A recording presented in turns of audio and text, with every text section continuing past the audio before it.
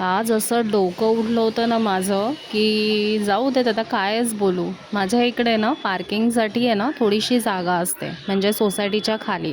तर तिकडे ना कधी कुठे फंक्शन वगैरे आलं ना, तर आम्हाला सांगतात, की थोडंसं ना बाहेर लावून ठेवा तुम्ही तुमच्या गाड्या. आणि आम्ही इथे रेंटवरती राहतो. तर आम्ही सांगतो, की इथे जरा थोडी जागा असेल तर आम्हाला सांगा, आम्ही तिथे लावतो. कारण रात्रभर गाडी बाहेर लावणं सेफ नाही आहे ना. काही झालं उद्या तर मग कसं बोलणार?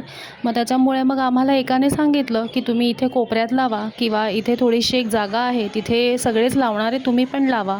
असं करून आम्ही तिथे लावायला गेलो आणि तिथे आम्हाला नंतर दिसून आलं, की अरे इथे तर प्रत्येक फ्लॅट ओनरची बाचाबाची चालली आहे. मला इथे माझ्या इथे स्पेस आहे, माझी तिथे स्पेस आहे, माझी गाडी इथे नको तिथे नको. मी म्हटलं यार काय हे, म्हटलं जाऊ दे मी माझी गाडी बाहेरच लावते. असं म्हणून मी सरळ गाडी घेतली आणि सोसायटीच्या बाहेरच लावून टाकली. मला काही फरक पडत नाही असं झालं. पण माझा नवरा मात्र त्याच्या गाडीच्या बाबतीत फार पर्टिक्युलर असतो. तो बोलतो की नाही नाही, गाडी म्हणजे माझा जीव आहे, मी गाडीला काही होऊ देणार नाही मी. असं म्हणून तो बोलला मी नाही लावणार कुठे बाहेर गाडी. तुम्ही मला सांगा कुठे लावायची गाडी, मला जिथे पाहिजे तिथे मी लावणार गाडी.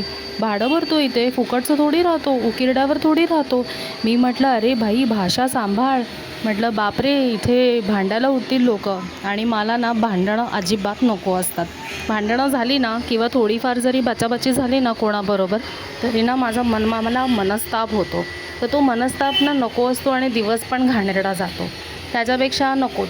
मग मी म्हटलं नवऱ्याला बघ तू तुझं काय ते, मी मात्र माझी गाडी बाहेर लावणार, मला भांडणं नको. असं करून मी गाडी बाहेरच लावली.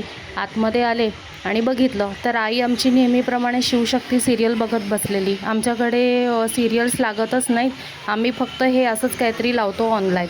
नंतर चहा वगैरे केला फटाफट, भूकही लागलेली. पण डबा सरळ सगळा न घेता थोडं थोडं काढलं ट्रेमध्ये आणि मग मस्तपैकी चहा प्यायले आणि थोडं माइंड रिलॅक्स केलं. बास, मनशांती ढासळू नये